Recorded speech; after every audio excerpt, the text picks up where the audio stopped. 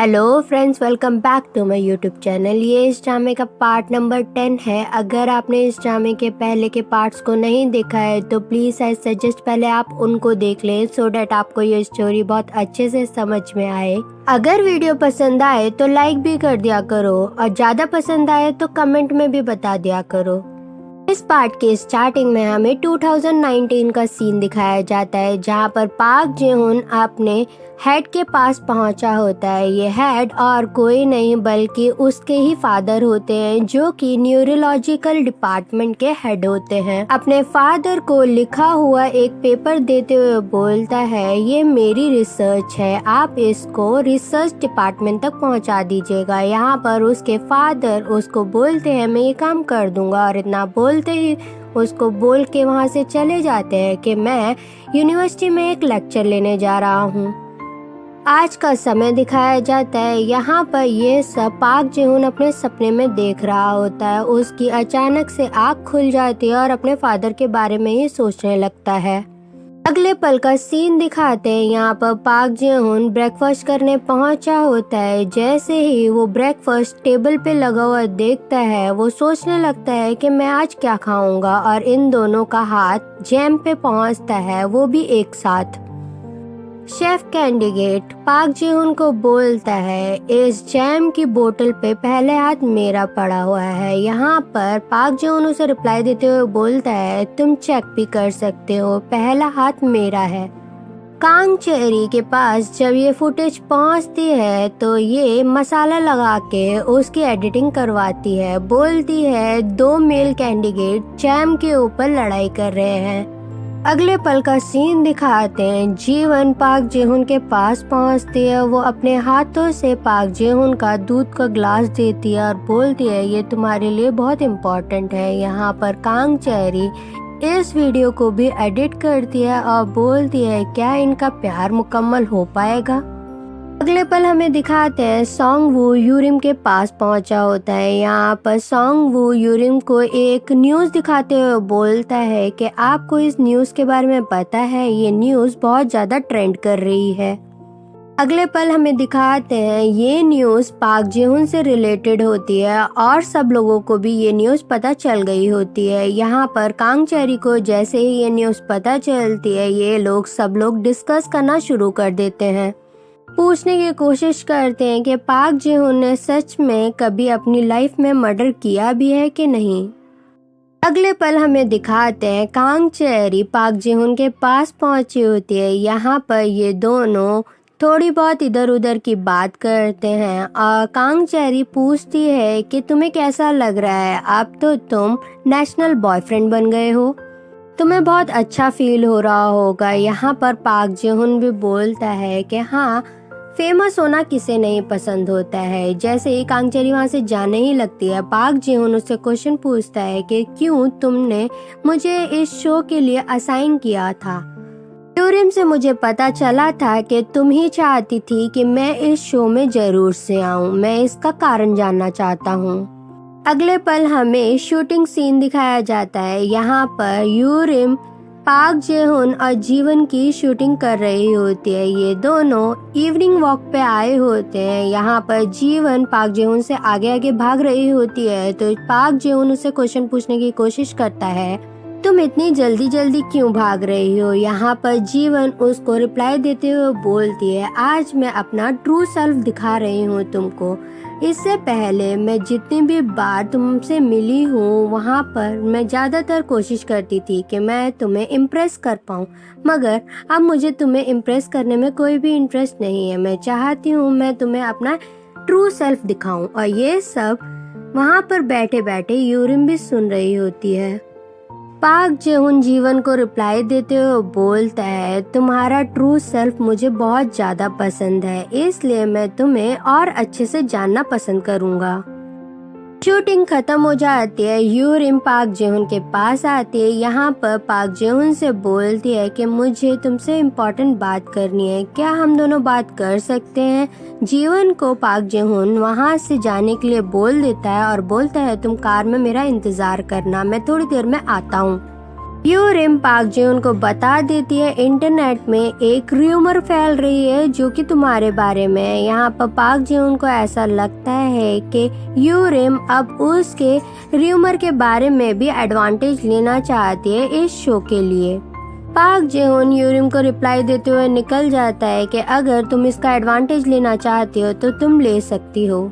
अगले पल हमें दिखाते हैं कांग चेरी से जो क्वेश्चन पूछा होता है पाक जेउन ने कि उसने उसको असाइन क्यों किया, तो यहाँ पर कांग चेरी उसको रिप्लाई देते हुए बोलती है कि मैं अब इस बार के शो में तुम्हें इसलिए असाइन करना चाहती थी क्योंकि मैं कोई नई रेसिपी ट्राई करना चाहती थी। कांग चेरी एडिटिंग रूम में बैठे बैठे यही सारी बातें सोच ही रही होती है। अगले पल हमें दिखाते हैं यूरिम अपनी रेस्टोरेंट वाली फीमेल फ्रेंड को कॉल करके बोलती है मैं बहुत ज़्यादा टेंशन में हूँ, मैं चाहती हूँ थोड़ा वक्त तुम्हारे साथ बिताने के लिए, इसलिए रेस्टोरेंट वाली फ्रेंड भी उसे हाँ बोल देती है। और यहाँ पर उसका हस्बैंड बोलता है तुम जा तो रहे हो मगर अल्कोहल कंज्यूम मत करना। ऐसे ही उसकी वाइफ यूरिम से मिलने के लिए निकलती है, वैसे ही उसका हस्बैंड यूरिम को कॉल करके बोलता है कि मेरी वाइफ और मैं IVF के लिए ट्राई कर रहे हैं, इसलिए मैं चाहता हूँ मेरी वाइफ तो तुमको डायरेक्टली बोल नहीं पाएगी तो प्लीज तुम उसको अल्कोहल कंज्यूम मत करने देना। यहाँ पर यूरिम भी सारी बात समझती है और वो अपनी रेस्टोरेंट वाली फ्रेंड को कॉल करके बोलती है एक्चुअली मुझे काम आ गया है इसलिए सॉरी मैं तुमसे आज नहीं मिल पाऊंगी। अगले पल हमें दिखाते हैं यूरिम अकेले बैठे अल्कोहल कंज्यूम कर ही रही होती है, तब तक पाक जेहुन उसके पास पहुंचता है और यहाँ पर ये दोनों एक दूसरे से बात करना शुरू करते हैं। पाक जेहुन बातों बात में बोल देता है कि तुम मेरी फीलिंग को कंसीडर करो। यूरिम उसको कुछ रिप्लाई दे ही पाती, वो साइड में देखती है कि ये सब उसका एक भ्रम था, पाक जेहुन वहाँ पर आया ही नहीं था। अगले पल हमें दिखाते हैं जीवन पाक जेहुन से दोबारा वही क्वेश्चन पूछती है कि क्या तुमने जो भी कैमरे के सामने बोला था मुझे अच्छे से जानना चाहते हो, क्या वो सब सच था। पाक जेहुन भी उसको हंस के रिप्लाई देता है और बोलता है मैंने जो भी कैमरे के सामने बोला है वो सब कुछ सच है। अगले पल हमें दिखाते हैं शेफ कैंडिडेट बहुत अच्छा सा खाना बनाता है और यहाँ पर अदर कैंडिडेट्स आ जाती हैं और बोलती है तुमने खाना तो बहुत बढ़िया बनाया है। यहाँ पर शेफ कैंडिडेट उनको चखने के लिए मना करता है और बोलता है ये मॉडल के लिए है जो कि मैंने खुद अपने हाथों से बनाया है। अगले पल हमें दिखाते हैं मॉडल कैंडिडेट को कैमरे के सामने लाया जाता है। यहाँ पर शेफ कैंडिडेट खाने को देता है मॉडल कैंडिडेट को, जब वो टेस्ट करती है तो वो उसकी तारीफ करना शुरू कर देती है। थोड़ी देर बाद मॉडल कैंडिडेट वहाँ से चली जाती है वॉशरूम का बहाना लगा के। जब वहाँ पर बैठे बैठे बहुत ज़्यादा वक्त हो जाता है शेफ कैंडिडेट को तो वो मॉडल कैंडिडेट के रूम की तरफ जा ही रहा होता है, तब वो नोटिस करता है कि दो कैमरा पर्सन आपस में बात कर रहे हैं। वो बताते हैं कि मॉडल जो भी खाना खाती है वो थोड़ी देर बाद उसको वॉमिट कर देती है ताकि उसका फिगर मेंटेन रह सके, और ये सुनकर शेफ को बहुत बुरा लगता है और वो वहाँ से चला जाता है। अगले पल हमें दिखाते हैं यूरिम पाक जेहुन से गलती से टकरा जाती है। यहाँ पर उसको रोकते हुए बोलती है मुझे लगता है कल तुम्हें मेरी बात का बुरा लगा होगा, मेरा कहने का मतलब वो नहीं था। यहाँ पर पाक जेहुन उससे पूछने की कोशिश करता है जो तुम्हारी मीटिंग हुई थी उसमें तुमने मेरी बात पे क्या बोला था। यहाँ पर यूरिम उसे सच सच बता देती है जो भी इंसिडेंट हुआ था उसके बारे में मैंने सबको साफ साफ बता दिया है। अगले पल हमें दिखाते हैं शेफ अपने बनाया हुआ खाना फेंकने जा ही रहा होता है, तब तक वहाँ पर जिंगयान आ जाती है और उसको बोलती है तुम्हारी हिम्मत कैसे हुई इतने अच्छे खाने को फेंकने की। और शेफ उसे बोलता है कि ये खाना अब तुम नहीं खा सकती हो, ये ठंडा हो चुका है। वो उसकी बात नहीं सुनती है और उसको बोलती है मुझे ये खाना बहुत टेस्टी लग रहा है और दिखने में भी बहुत ज़्यादा अच्छा लग रहा है, तो क्या मैं ये खा सकती हूँ। जिंगयान उसको टेस्ट करती है तो वो शेफ की बहुत ज़्यादा तारीफ करती है और बोलती है मॉडल को तुम ऐसा ही खाना अगली बार भी बना कर खिलाना। अगले अगले पल हमें दिखाते हैं कांग चेरी सोंगवू की क्लास लगा रही होती है। वो बहुत सारे काम सोंगवू को देकर बोलती है तुम्हें ये काम करना जरूरी है। एक्चुअली सोंगवू से जो गलती हो चुकी होती है, जिंग यान की वीडियो डिलीट करने वाली कांग चेरी सोंगवू से उसी का बदला ले रही होती है। अगले पल हमें दिखाते हैं रिपोर्टर्स कॉल करना और मैसेज करना शुरू कर देते हैं। वो लोग चाहते थे पाक जेउन का इंटरव्यू लेने। जैसे ही यूरिम पाक जेउन के रूम में जाती है और गेट खोलती है, वैसे ही अंदर कांग चेरी पहुंच जाती है और डायरेक्ट पाक जेउन से क्वेश्चन पूछना शुरू कर देती है कि ये जो रिपोर्ट आ रही है वो न्यूज़ क्या सही है। पाक जेउन भी बोलता है हाँ मैं एक एक्सीडेंटल मर्डरर हूँ। पाक जेउन इतना बोलकर वहाँ से चला जाता है और ये दोनों पीछे शॉक खड़ी रहती है। वहीं दूसरी तरफ हमें दिखाते हैं एक मिस्टीरियस पर्सन डिसाइड करता है कि पाक जेउन के क्लिनिक में कॉल करेगा और वो कॉल करता है तो पाक जेउन आज क्लिनिक नहीं आया होता है।